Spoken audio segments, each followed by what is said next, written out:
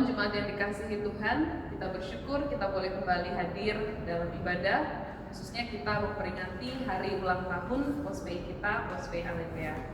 Sebelum kita mulai ibadah, saya mengajak kita semua untuk berdiri. Mari kita mengambil saat teduh sejenak di hadapan Tuhan.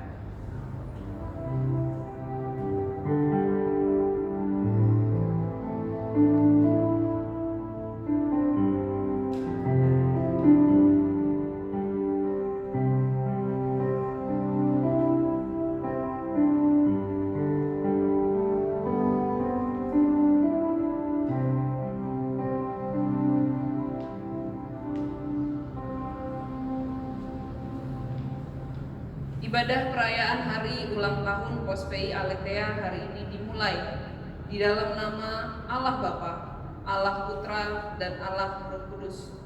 Kasih karunia dari Tuhan Tritunggal menyertai kita sekalian dari sekarang sampai selama-lamanya.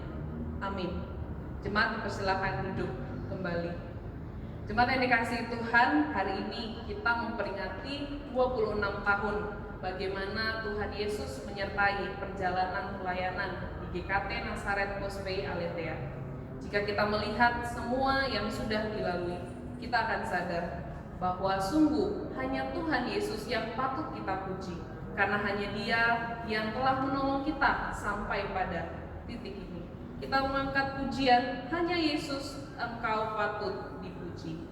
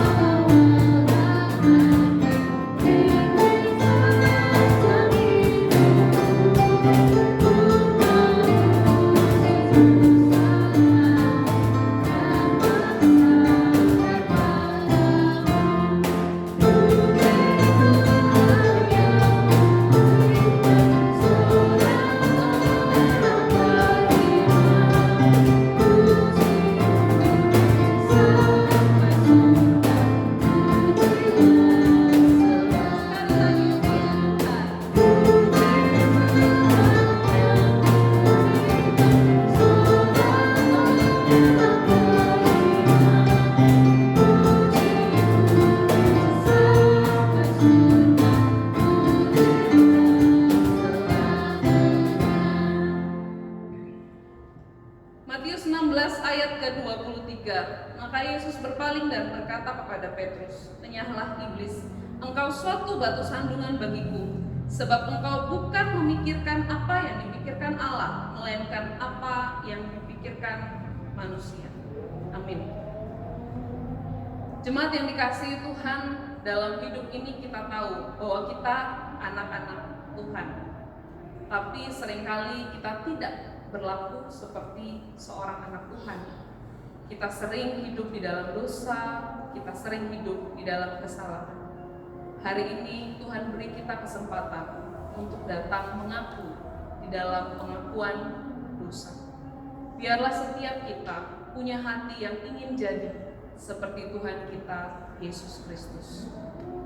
Jadi seperti itu.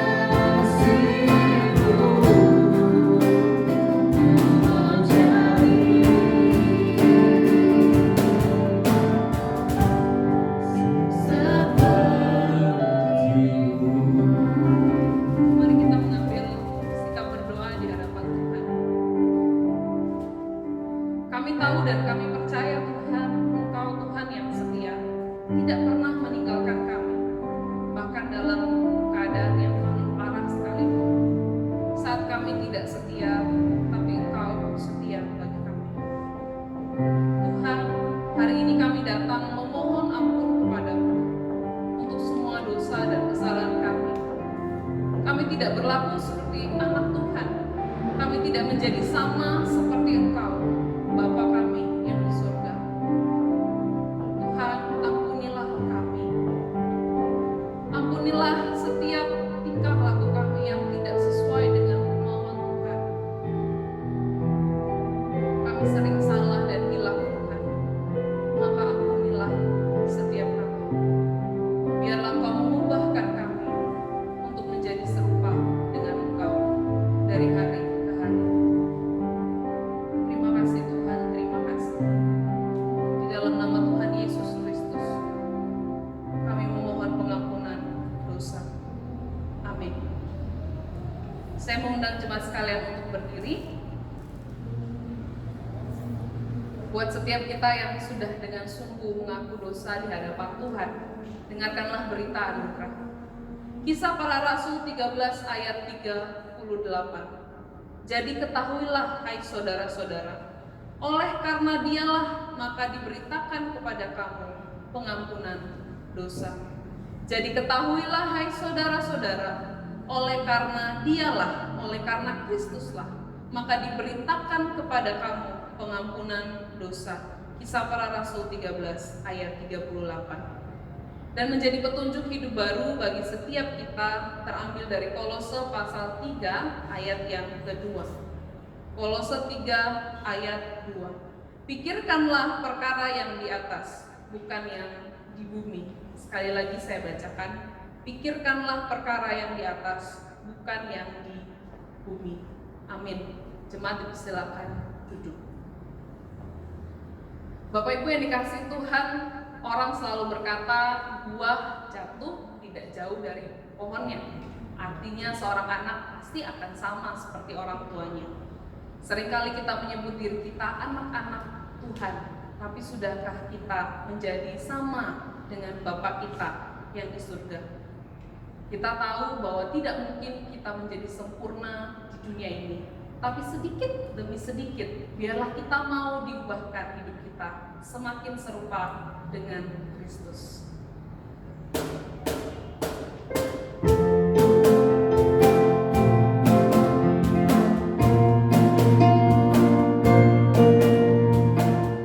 Sedikit demi sedikit tiap hari tiap saat kita diubahkan. Sedikit demi sedikit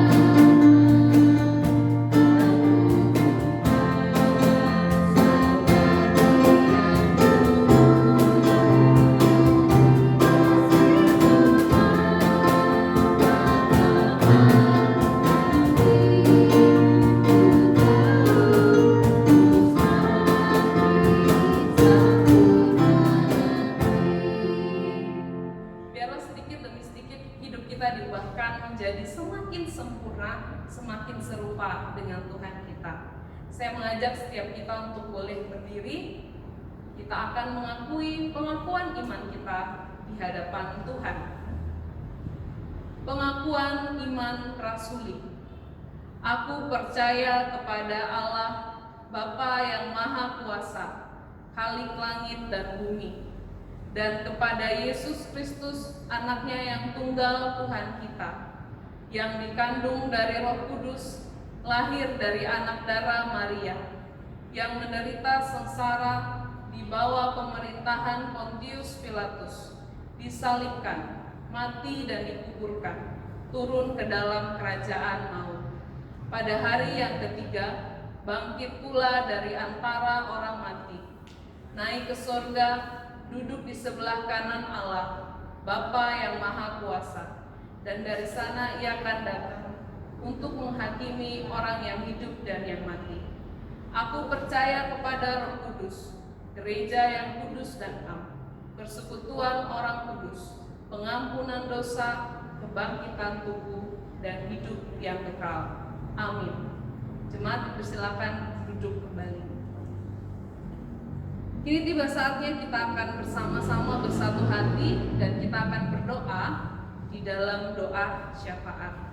Yang pertama kita berdoa untuk gereja kita GKT Nazaret Postpay Aletheia, yang mana tahun ini kita boleh memperingati sudah berusia 26 tahun. Kita berdoa kiranya Tuhan terus berkenan atas pelayanan di Postpay Aletheia, dan pelayanan di Postpay Aletheia boleh terus membawa banyak orang untuk makin beriman dan bertumbuh di dalam Kristus. Selanjutnya mari kita berdoa. Doakan kondisi setiap kita di tengah-tengah masa pandemi ini. Kita berdoa agar setiap kita jemaat Tuhan tetap dalam perlindungan Tuhan. Dan jika ada saudara-saudari seiman kita yang sedang sakit, kita doakan supaya boleh cepat sembuh. Kita juga berdoa yang terakhir untuk pengabaran Injil di tengah-tengah masa pandemi. Kiranya Tuhan memberi kekuatan dan kemampuan bagi para pengabar Injil dimanapun mereka berada.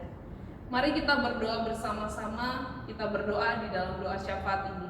Mari kita berdoa. Ya Tuhan yang baik, terima kasih untuk penyertaan-Mu, kasih-Mu, dan kesetiaan-Mu dalam hidup kami.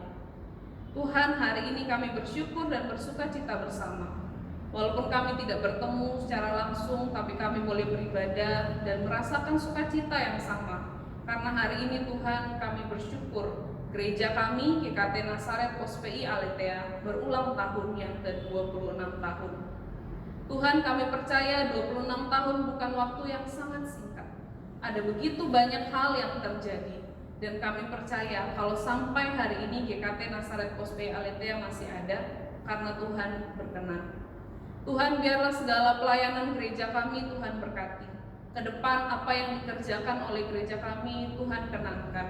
Agar apa yang kami lakukan tidak sia-sia Tuhan, karena kami percaya hanya perkenanan Tuhan saja yang memampukan setiap pelayanan boleh berjalan dengan baik. Tuhan, tolong juga agar gereja kami ya Tuhan boleh menjadi berkat bagi banyak jemaat, bahkan orang-orang di sekitar gereja kami boleh merasakan cinta Tuhan Yesus. Kami berdoa biarlah melalui pelayanan GKT Nazaret Postpay Aletheia banyak orang semakin bertumbuh imannya, bahkan orang-orang yang belum mengenal Kristus menjadi kenal akan Kristus, dan pelayanan gereja kami boleh terus membawa banyak orang untuk semakin cinta dan beriman kepada Tuhan Yesus Kristus.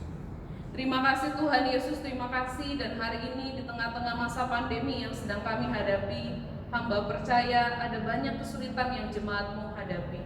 Setiap keluarga, setiap pribadi berbeda pergumulan dan kesulitan yang mereka hadapi. Tapi kami punya satu Tuhan yang Maha Kuasa, Tuhan yang sama yang mampu menolong setiap kami. Maka kami memohon Tuhan, kiranya Engkau menolong setiap anak-anak-Mu yang sedang mengalami kesulitan hari-hari ini. Entah dalam usaha, pekerjaan, pelayanan, bahkan yang sedang sakit pun Tuhan, kami berdoa kiranya Engkau memberikan kesembuhan dan kesehatan dan kekuatan yang baru. Kami percaya di dalam Tuhan ada kekuatan baru bagi setiap kami yang sedang bergumul hari ini. Terima kasih Tuhan Yesus, terima kasih. Tak lupa juga kami berdoa untuk pengabaran Injil di tengah-tengah masa pandemi hari ini. Ada begitu banyak misionaris yang pergi ke daerah-daerah dan pelosok-pelosok untuk memberitakan Injil. Dan pandemi semakin membuat pengabaran Injil menjadi susah. Tapi kami percaya kepada Tuhan kami. Kami percaya Tuhan tidak akan meninggalkan setiap misionaris yang saat ini sedang mengabarkan Injil. Dimanapun mereka berada Tuhan tolonglah. Biarlah Injil boleh tetap diberitakan, Injil boleh tetap sampai kepada banyak orang di seluruh pelosok dunia ini, sehingga nama Kristus semakin dikenal dan semakin banyak orang percaya kepada-Nya. Terima kasih Tuhan, terima kasih. Inilah doa dan syafaat kami yang kami bawa ke dalam satu nama Tuhan kami, Tuhan Yesus Kristus. Amin. Jemaat yang dikasihi Tuhan, kini tiba saatnya kita akan mendengarkan kebenaran firman Tuhan. Biarlah setiap kita menyiapkan hati kita untuk mendengarkan firman Tuhan.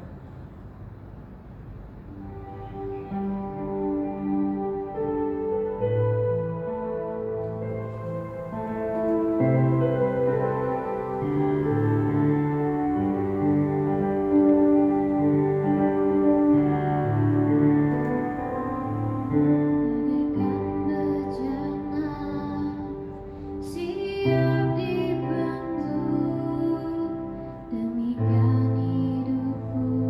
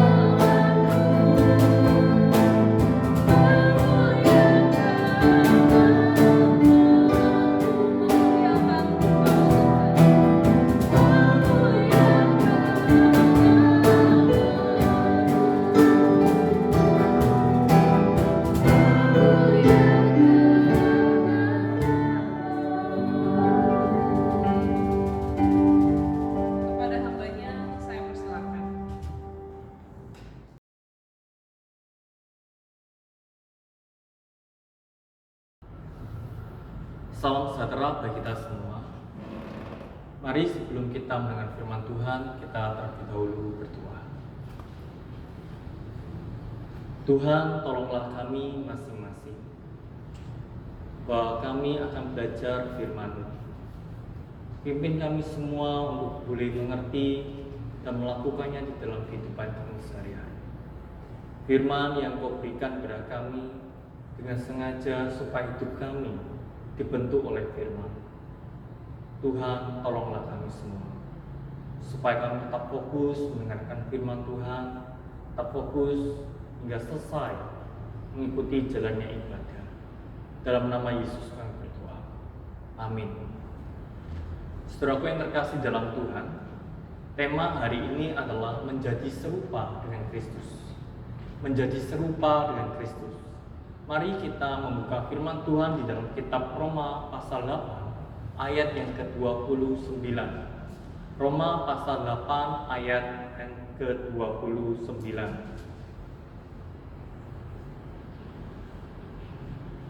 Demikianlah bunyi firman Tuhan di dalam kitab Roma pasal 8 ayat 29. Sebab semua orang yang dipilihnya dari semula, mereka juga ditentukannya dari semula untuk menjadi serupa dengan gambaran anaknya, supaya ia, anaknya itu menjadi yang sulung di antara banyak saudara. Saya ulangi sekali lagi.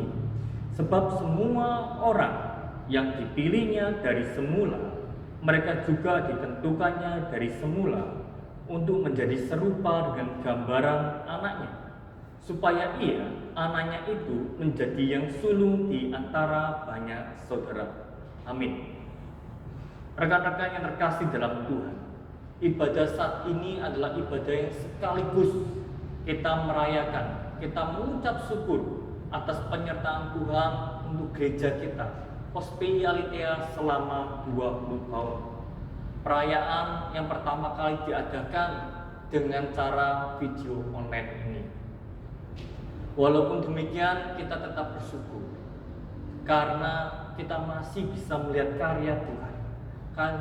Kita masih bisa melihat bagaimana Tuhan senantiasa berkarya di dalam hidup kita masing-masing. Tuhan memberikan kita pertumbuhan hari demi hari. Maka tema yang diambil oleh tim hamba Tuhan Gereja Pospi Aletheia adalah menjadi serupa dengan Kristus. Umur yang ke-26 tahun ini kita akan merenungkan sebuah topik. Apakah hidup kita sudah menjadi serupa dengan Kristus? Jika dilihat dari umur manusia, umur 26 tahun itu adalah umur yang matang, umur yang sudah menemukan jati dirinya. Dia mempunyai gambaran seperti apa, hidupnya seperti apa. Dia mempunyai gambaran yang cukup jelas. Inilah hidupnya. Yang menjadi pertanyaannya adalah bagaimana gambaran hidup kita saat ini? Apakah hidup kita ini segambar dengan dunia, ataukah kita segambar dengan Kristus? Dunia yang mengubah kita, ataukah Kristus melalui karya Roh Kudus-Nya mengubah hidup kita? Hidup yang kita jalani semakin tahun semakin arah kemana? Semakin arah ke Kristus ataukah arah ke dunia? Kedua kutub ini tidak dapat bersama-sama. Kedua kutub ini saling bertolak belakang. Kedua kutub ini bagaikan terang dan gelap. Yang satu mengajarkan kasih, yang satu mengajarkan kebencian. Yang satu mengajarkan penuh dengan maaf, yang satu mengajarkan dendam. Tidak ada kata maaf. Yang satu memberikan kita sukacita, yang satu memberikan duka cita. Kedua kutub ini tidak dapat bersama-sama. Mata air, sumber mata air tidak bisa memancarkan air yang tawar dan air yang asin sekaligus. Harus pilih salah satu. Kita tidak lagi bisa hidup menurut dunia dan satu sisi menurut Kristus. Kedua kutub ini tidak bisa sama-sama. Jika hidup kita ini sudah bertahun-tahun ikut Tuhan, Pertanyaannya adalah, gambaran hidup kita ini serupa dengan Kristus ataukah serupa dengan dunia? Saya pernah mendengar seorang istri bercerita kepada saya, suami saya bertahun-tahun ikut Tuhan, rajin ke gereja, rajin berdoa, tetapi apa? Tetapi suami saya adalah tipe pemarah. Suami saya orang yang kasar, malas, tidak mau bekerja, suka bohong.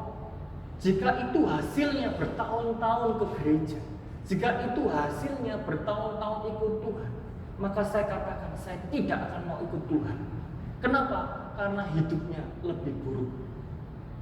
Saudaraku yang kasih dalam Tuhan, tidak peduli berapa lama engkau ke gereja, tidak peduli berapa lama engkau berdoa, berapa banyak engkau membaca Alkitab, sekarang semuanya itu tidak akan dapat mengubah hidupmu menjadi serupa dengan Kristus jika tidak dimulai dengan cara, tidak dimulai dengan apa? Dengan pilihan Tuhan. Tidak dimulai dengan pilihan Tuhan, maka kita ke gereja bertahun-tahun, maka kita membaca Alkitab, kita berdoa, maka itu tidak akan pernah membuat kita serupa dengan Kristus. Harus dimulai dari titik yang mana? Harus dimulai dari satu titik, yaitu apa? Pilihan Tuhan. Mari kita melihat firman Tuhan. Firman Tuhan dengan jelas mengatakan apa? Sebab semua orang yang dipilihnya dari semula. Sebab semua orang yang dipilihnya dari semula. Ayat ini menjelaskan bahwa seseorang ini menjadi serupa dengan Kristus yang mulia itu harus dimulai oleh siapa? Oleh karya Tuhan, bukan karya manusia. Harus dimulai dari tangan yang agung. Tangan yang agung yaitu Tuhan kita Yesus Kristus. Tuhan yang memilih, disitulah dimulainya. Dimulainya apa? Seseorang akan diubah menjadi serupa dengan Kristus. Tuhanlah yang berinisiatif, Tuhanlah yang memutuskan, karena Tuhanlah yang berdaulat. Kenapa Tuhan itu berdaulat? Jawabannya adalah karena Tuhan itu adalah pencipta kita. Dia berdaulat atas hidup kita. Dia adalah Allah pencipta langit dan bumi. Dia Allah yang berkuasa. Maka dia berdaulat atas hidup kita. Saudara yang kasih dalam Tuhan. Jadi bukan kita yang memilih Tuhan, tapi Tuhan yang memilih kita. Pilihan ini dimulai sejak kapan? Di dalam Efesus pasal 1 ayat 4 dikatakan bahwa Allah memilih kita di dalam kekekalan, yaitu sebelum dunia dibentuk Allah sudah memilih kita. Di dalam misteri yang agung, di dalam rencana yang mulia, Allah menetapkan orang-orang yang dipilihnya dan orang-orang yang tidak dipilihnya. Saudaraku dikasih dalam Tuhan, atas dasar apa Tuhan memilih saudara dan saya? Atas dasar apa Tuhan memilih saya dan memilih saudara? Jawabannya adalah atas dasar rencana Tuhan yang agung atas hidup saudara. Ada rencana Tuhan yang agung atas hidup saudara. Bukan karena kita lebih baik daripada orang lain, bukan karena kita lebih kaya daripada orang lain, bukan karena kita lebih terhormat daripada orang lain, sehingga Tuhan memilih kita. Tidak. Tetapi atas dasar apa? Atas dasar rencana Tuhan, atas dasar kasih karunia Tuhan. Jika hari ini kita menawarkan Tuhan 10 triliun, uang 10 triliun, dan kita mengatakan, Tuhan, aku akan berikan uang 10 triliun ini kepadamu, asal satu syarat. Syaratnya apa? Engkau memilih aku. Saudara, kira-kira Tuhan akan menjawab apa? Tuhan akan memberikan jawaban apa? Tuhan akan mengatakan, jika engkau berikan aku 10 triliun, saya tidak akan tetap memilih kamu. Jangankan 10 triliun, dunia ini kau berikan kepadaku, tidak akan mengubah keputusanku bahwa aku tidak memilih kamu. keputusanku memilih engkau bukan berdasarkan uang yang engkau beri, bukan berdasarkan kebaikan yang telah engkau lakukan, bukan berdasarkan status yang terhormat atau tidak terhormat, tetapi berdasarkan apa? Berdasarkan kasih karuniaku di dalam rencana Tuhan yang agung itu. Jadi kita dipilih oleh Tuhan karena kasih karunia yang agung itu. Maka Paulus mengatakan, jangan ada seorang pun yang memegahkan diri. Jangan ada seorang pun yang memegahkan diri. Maka orang Kristen yang dipilih oleh Tuhan adalah orang Kristen yang punya sikap, yang punya hati rendah hati. Dia orang yang tidak sombong. Dia tahu bahwa hidupnya ini karena anugerah. Saya hidup hari ini karena anugerah. Karena Tuhan memilih saya. Maka hari ini saya terus-menerus ditolong oleh Tuhan, dipimpin oleh Tuhan, diproses oleh Tuhan menjadi serupa dengan Kristus. Jadi kita harusnya bersyukur menjadi anaknya. Karena kemurahan Tuhan sajalah hari ini kita menjadi anak Tuhan. Apakah terlalu berlebihan jika Tuhan meminta persembahkan hidupmu untuk melayani aku? Apakah terlalu berlebihan jika Tuhan minta waktumu untuk dipersembahkan? Apakah terlalu berlebihan jika Tuhan minta berikan hartamu, berikan hidupmu, berikan tenagamu untuk aku? Karena apa, saudara? Karena kalaupun kita mengumpulkan uang 10 triliun, setiap hari kita kerja dari pagi sampai malam, belum tentu 10 triliun itu kita dapat. Belum tentu. Dan kalaupun dapat, Tuhan pun tidak terima.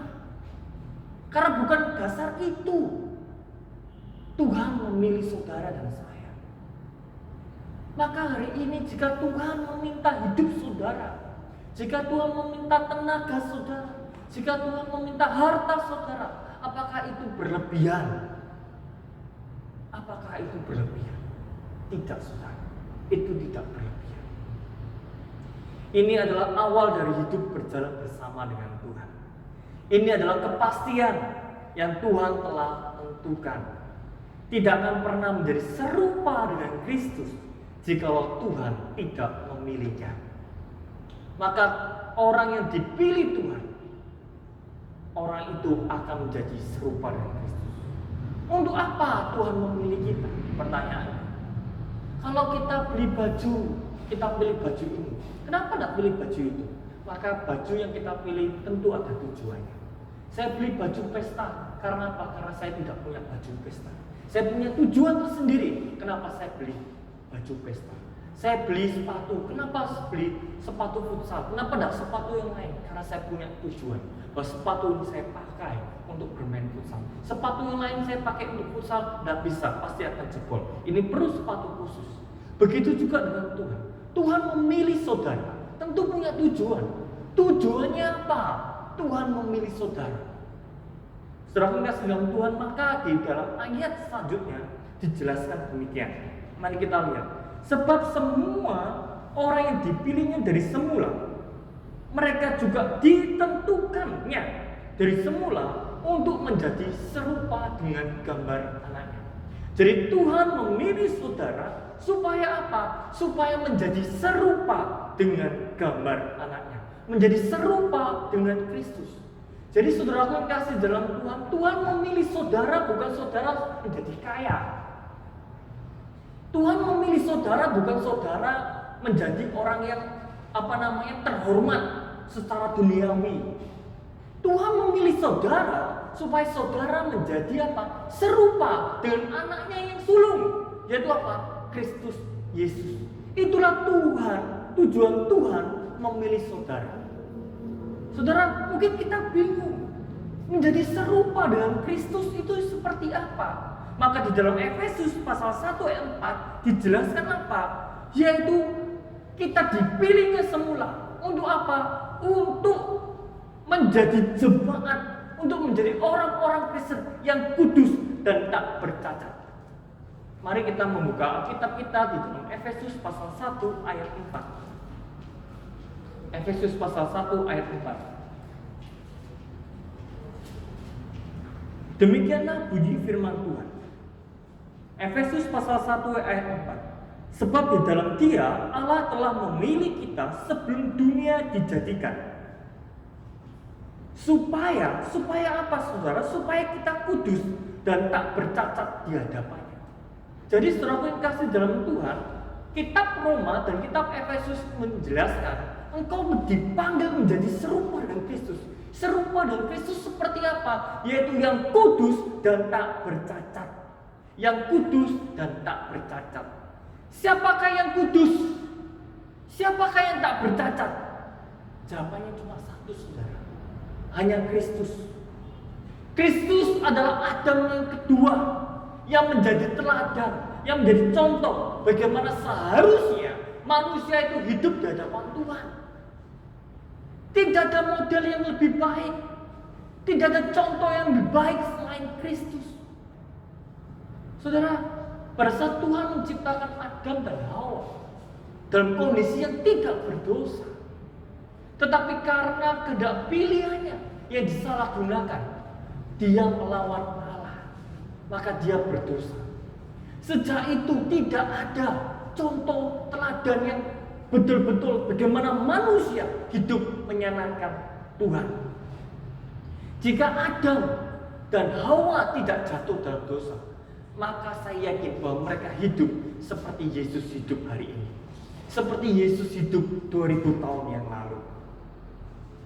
Saudaraku yang kasih dalam Tuhan, setelah Adam dan Hawa jatuh di dalam dosa, maka kehidupan manusia, anak cucunya, turun-temurunnya selalu melakukan dosa. Kecenderungan hatinya adalah berbuat hal yang jahat.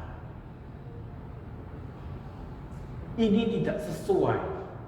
Ini tidak sesuai dengan apa? Ini tidak sesuai dengan maksud Allah menciptakan manusia. Manusia diciptakan Allah menurut gambar dan rupanya. Artinya apa saudara? Bahwa manusia diciptakan supaya manusia dapat melayani Tuhan, supaya manusia dapat menyenangkan Tuhan, supaya manusia dapat apa? Dapat melakukan apa yang diperintahkan oleh Tuhan. Tetapi pada saat manusia jatuh di dalam dosa, maka itu tidak lagi menjadi turut dan gambar dan rupa Allah. Manusia terus-menerus melawan Allah. Manusia terus-menerus membenci Allah. Manusia terus-menerus memberontak pada Allah. Maka dari itu saudara, Tuhan memanggil saudara untuk menjadi serupa dengan Kristus. Artinya apa? Tuhan ingin memulihkan natur saudara. Natur sebelum kita jatuh di dalam dosa. Tuhan ingin hidup kita hidup yang menyenangkan Tuhan, hidup yang memuliakan Tuhan, hidup yang taat pada Tuhan. Seperti apa? Seperti hidup Kristus. Maka saudara yang kasih dalam Tuhan, itulah tujuan Tuhan memilih saudara. Supaya apa saudara? Supaya natur saudara seperti natur yang semula sebelum jatuh di dalam dosa. Hidup kita hidup yang menyenangkan Tuhan, hidup yang kudus, hidup yang tak bercacat. Seperti apa? Seperti hidup Kristus. Dengan demikian saudara, dengan demikian kita mampu berkata tidak terhadap dosa. Kita mampu menolak dosa. Kita mampu menghindari dosa. Kita tidak lagi hidup di dalam dosa, tapi kita hidup melawan dosa. Untuk itulah Tuhan di dalam kekekalan menentukan saudara, mengembalikan natur semula. Seperti apa? Seperti Kristus yang kudus dan tak bercacat. Tuhan telah mengambil dosa saudara. Sejauh timur dari barat, begitulah Tuhan membuang dosa saudara. Jadi sesuatu yang tidak benar jika kita tinggal di dalam dosa, dan menikmati dosa itu. Karena apa? Karena hidup kita ini sudah dialihkan, pandangannya itu sudah diarahkan kemana? Sudah diarahkan pada Kristus. Tujuan kita ini bukan lagi tujuan untuk melayani dosa, tapi tujuan hidup kita ini, mata kita ini sudah dialihkan kepada siapa? Kepada Kristus. bahwa hidup kita ini harus serupa dengan Kristus. Jadi tidak benar kita hidup di dalam kebencian. Tidak benar hidup kita di dalam apa? Di dalam kemunafikan. Tidak benar hidup kita di dalam kemarahan. Tidak benar hidup kita di dalam dosa, di dalam ikatan-ikatan yang membelenggu kita. Tidak benar. Kenapa? Karena seperti firman Tuhan katakan tadi, bahwa Tuhan memilih saudara untuk apa? Untuk menjadi serupa dengan Kristus yang kudus dan tak bercacat. Artinya apa, saudara? Artinya bahwa hidup kita meninggalkan dosa. Hidup kita semakin hari semakin beres. Hidup kita semakin hari semakin benar. Hidup kita semakin hari semakin memuliakan Tuhan. Bukan semakin jauh dari kebenaran. Bukan semakin jauh dari kemuliaan Tuhan. Bukan semakin jauh dari berkat-berkat Tuhan. Tapi semakin hari, semakin hari, semakin hari, semakin dekat. Saudaraku yang kasih dalam Tuhan, kita telah ditetapkan bahwa hidup kita, mata kita, kaki kita ditunjukkan ke arah Kristus untuk hidup yang kudus, yang tak bercacat itu. Tuhan akan memproses hidup saudara sedemikian rupa supaya apa? Supaya karakter Kristus, supaya apa? Supaya kepribadian Kristus menjadi karakter pribadi di dalam diri kita. Karakter Kristus, pribadi Kristus menjadi karakter dan pribadi diri kita hari ini. Saudara yang kasih dalam Tuhan, untuk itulah Tuhan memilih saudara. Dan pada akhirnya firman Tuhan berkata, yang paling sulung di antara banyak saudara. Mari kita lihat kembali lagi. Sebab semua orang yang dipilihnya dari semula, mereka juga ditentukannya dari semula untuk menjadi serupa dengan gambarannya, anaknya, supaya ia, anaknya itu menjadi yang sulung di antara banyak saudara. Kata anak sulung di dalam pengertian orang Yahudi itu demikian, saudara. Yaitu anak sulung itu adalah anak yang mendapatkan warisan. Anak yang mendapatkan warisan. Dan setelah itu ia baru membagikan kepada adik-adiknya. Jadi bukan orang tua membagikan. Oke, saya punya anak Kavin, ya, Alex dan Asel. Saya kasih Kavin 50%. Alex 25%, Asel 25%. Jadi warisan saya 100%, saya bagi 50, 25, 25. Tidak demikian. Tapi menurut orang Yahudi, anak sulung di sini artinya apa? Anak yang pertama mendapatkan warisan. Setelah itu barulah kakaknya ini membagikannya kepada adik-adiknya. Saudara yang kasih dalam Tuhan.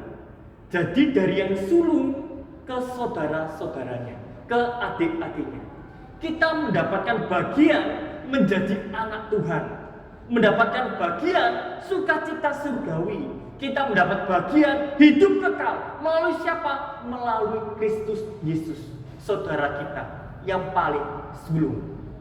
Melalui Yesus Kristus kita mendapatkan sukacita, mendapatkan kekekalan. Pada saat dia di atas kayu salib, dia mati. Untuk siapa? Untuk orang-orang yang dipilihnya sejak semula. Setelah itu dia bangkit, membagikan apa? Membagikan karya anugerah itu, karya penebusan itu, karya pengampunan itu, karya yang penuh kasih itu kepada saudara dan saya. Maka dia yang paling sulung, yang pertama itu di antara saudara-saudara, yaitu engkau dan saya. Karena Kristus membagikannya kepada kita. Saudaraku yang kasih dalam Tuhan, inilah yang dimaksud firman Tuhan. Tuhan menetapkan engkau sejak semula di dalam kekekalan, supaya hidupmu dikembalikan ke natur yang semula. Semula itu seperti apa? Seperti Kristus yang kudus dan tak bercacat. Dengan cara apa? Dengan cara yang paling sulung itu, saudara yang paling sulung itu, Yesus Kristus membagikannya kepada kita. Pengampunannya, anugerahnya, damai sejahteranya diberikan kepada kita yang telah dikerjakan di atas kayu salib. Saudara yang kasih dalam Tuhan, Apakah hari ini kita menyadari bahwa Anda dipilih untuk apa? Untuk menjadi serupa dengan Kristus. Untuk menjadi serupa dengan Kristus. Banyak gereja-gereja yang mengajarkan bahwa Anda dipilih menjadi anak Tuhan supaya sukses, supaya diberkati, supaya hidup Anda maju, enak, sentosa. Tapi firman Tuhan mengatakan engkau dipilih untuk menjadi serupa dengan Kristus. Supaya Anda meninggalkan kehidupan yang berdosa menjadi kehidupan yang menyenangkan hati Tuhan. Hidup seperti Kristus adalah hidup kita.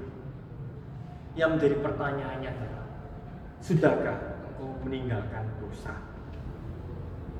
Sudahkah engkau berkomitmen, Tuhan, aku mau berubah. Jika hari ini aku menjadi suami yang pemarah, suami yang gampang emosi, hari ini Tuhan, karena engkau adalah pribadi yang lemah lembut, pribadi yang penuh kasih, pribadi yang penuh dengan maaf. Sekarang aku menjadi suami yang punya pribadi yang penuh kasih, yang memaafkan istri, yang dapat menerima kenyataan. Saudara yang kasih dalam Tuhan, apakah kita sudah meninggalkan dosa, menjadi pribadi yang sabar, menjadi pribadi yang penuh dengan kasih, pribadi yang menyangkal diri, supaya hidup kita menyenangkan Tuhan? Saya undang kita semua di perayaan ulang tahun yang ke-26 ini, kita merefleksikan diri kita, sejauh mana hidup kita menjadi serupa dengan Kristus. Apakah Tuhan terus memproses hidup kita? Saudara, saya mau katakan bahwa Tuhan memakai firman-Nya melalui karya Roh Kudus, melalui pengalaman-pengalaman hidup kita. Tuhan terus memproses dan memproses. Bukan sebuah kebetulan jika engkau mendapatkan istri yang kurang baik. Bukan sebuah kebetulan jika bisnismu hancur. Bukan sebuah kebetulan jika kamu mendapati suami yang kurang tanggung jawab. Tetapi itu semua di dalam bagian Tuhan membentuk hidup kita. Supaya apa?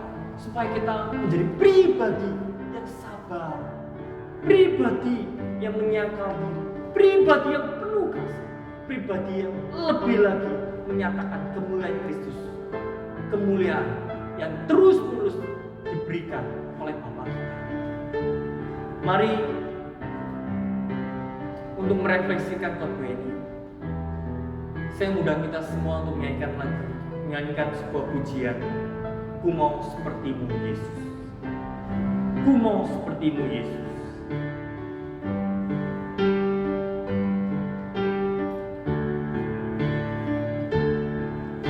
Bagaikan bencana siap dibentuk, demikian hidupku yang hidupku di tanganmu. Dengan urapan kuasa Roh-Mu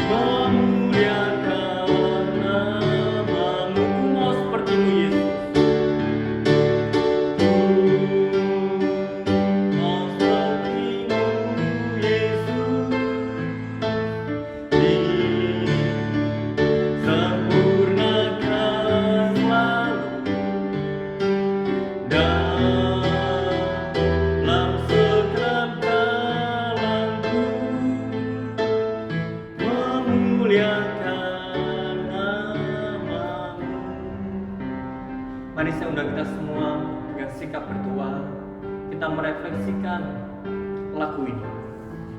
Kita merefleksikan firman Tuhan. Setiap tahunnya kita pergi ke rumah Tuhan. Setiap harinya kita berdoa dan baca Alkitab. Apakah hidupmu serupa dengan Kristus? Apakah hidupmu sudah engkau bereskan bersama dengan Kristus? Dosa-dosa yang begitu mengakar, yang begitu mengikat. Ingatlah saudara, bahwa Tuhan memilih saudara bukan untuk menjadi serupa dengan dunia ini, tapi menjadi serupa dengan Kristus. Engkau harus meninggalkan hidup yang lama, menuju kehidupan yang baru, kehidupan yang kudus, kehidupan yang tak bercacat. Berdoalah di hadapan Tuhan. Tuhan, ampuni saya. Saya sebagai anak yang masih kurang ajar. Saya sebagai suami yang masih kurang tanggung jawab. Saya sebagai istri kurang mengasihi keluarga saya. Tuhan, ampuni saya. Bagaimana saya bisa hidup memuliakan Tuhan jika demikian? Hidupku selama ini adalah hidup serupa dengan dunia, bukan serupa dengan Kristus. Tuhan, bereskan hidupku. Pilihlah aku, supaya aku menjadi serupa dengan Kristus. Ku mau seperti-Mu, Yesus.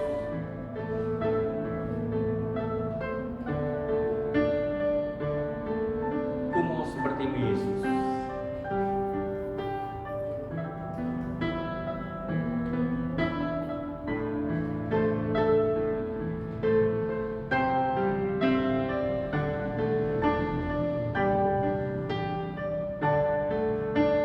Ku mau seperti-Mu, Yesus, disempurnakan selalu dalam segenap jalanku, memuliakan nama-Mu. Mari kita nyanyikan dalam hati kita masing-masing. Ku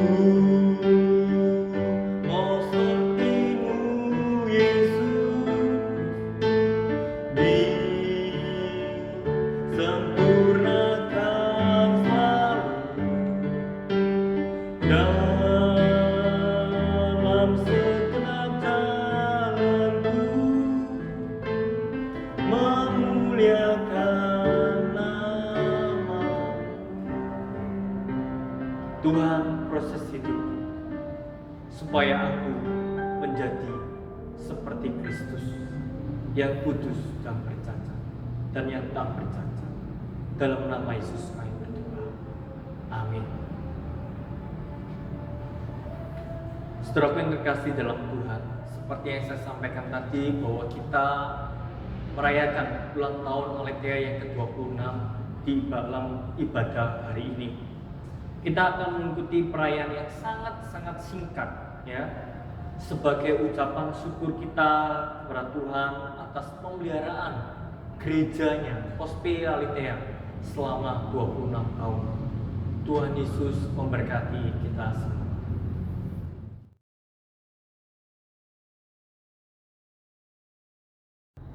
Shalom, jemaat Pospe Aletheia.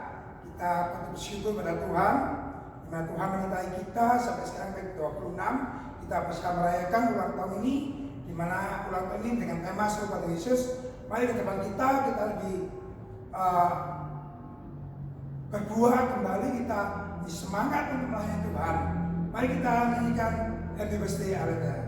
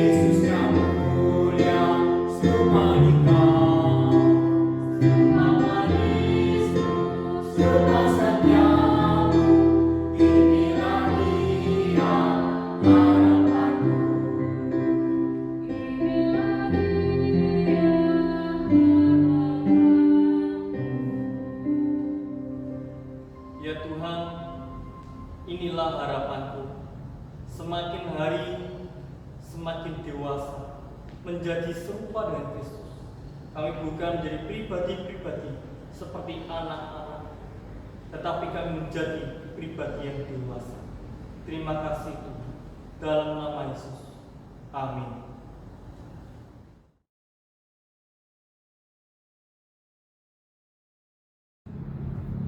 Kita bersyukur untuk penyertaan Tuhan yang begitu luar biasa dalam hidup kita.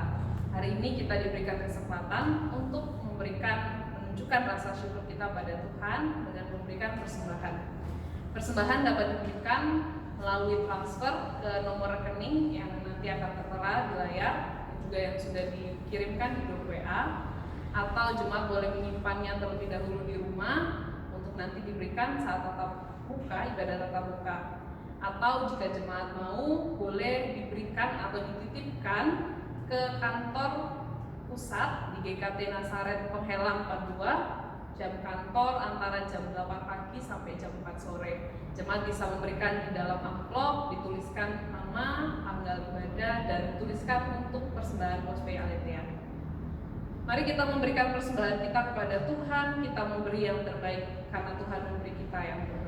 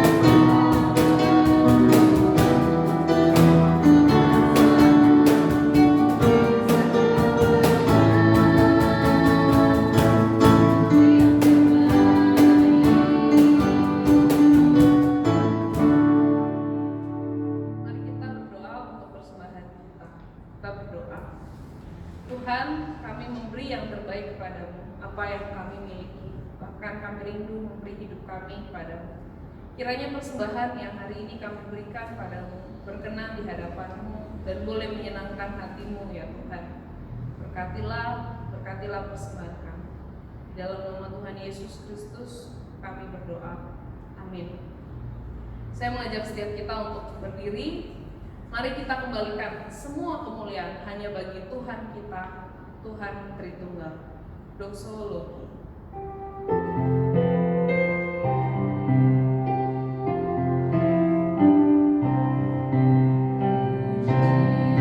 Yeah.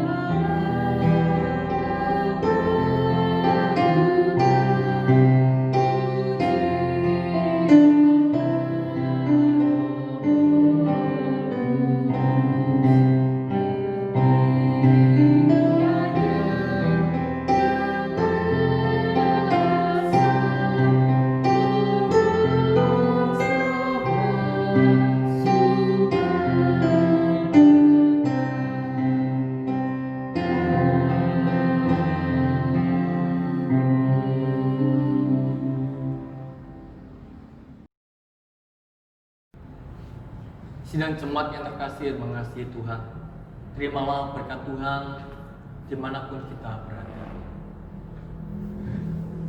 Kiranya Allah Bapa, Allah Anak, dan Allah Roh Kudus, Allah yang Esa itu, memberikan engkau kekuatan untuk menjadi serupa dengannya saat ini sampai Kristus datang yang kedua kalinya. Amin.